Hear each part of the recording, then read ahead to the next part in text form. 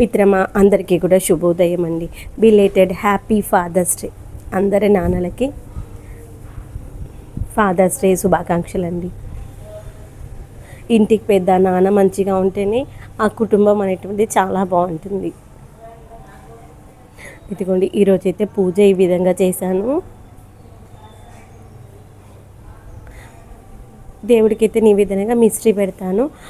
పాలు ఉన్నప్పుడు పాలు పెడతాను. ఒకవేళ పాల ప్యాకెట్ తీసుకురాలేదనుకోండి, ఓన్లీ మిశ్రీ, లేదంటే మన మిద్దె తోటలో ఏమైనా కాయలు వస్తాయి కదా, అంజీర్ కానీ దానిమ్మ కానీ సపోటా, అవి అయితే పెట్టేసుకుంటున్నాను. అయితే ఈ యొక్క సండే రోజు స్పెషల్ మన ఇంట్లో ఏంటో చూసేద్దాం, వచ్చేసేయండి.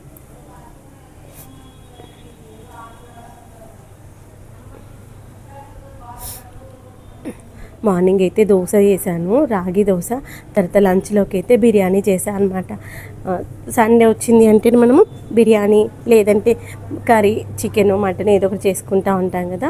నేనైతే మంత్లీ 2 times అయితే బిర్యానీ చేస్తాను. అయితే chicken biryani or mutton biryani, prawns కానీ ఫిష్ కానీ బిర్యానీలు అయితే ఏమి చేయను. మేము ముగ్గురం అయితే సీ ఫుడ్ అయితే తినమన్నమాట. అందుకోసమే చికెన్ మటన్ బిర్యానీస్ మాత్రమే చేస్తాను.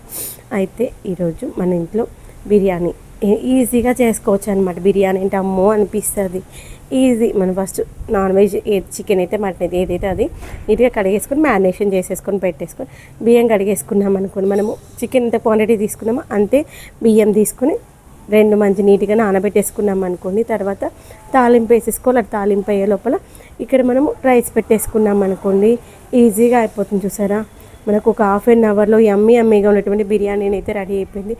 ఆ కర్రీ చేసిన దానికంటే బిర్యానీ చేయడమే చాలా ఈజీ అనిపిస్తుంది అనమాట.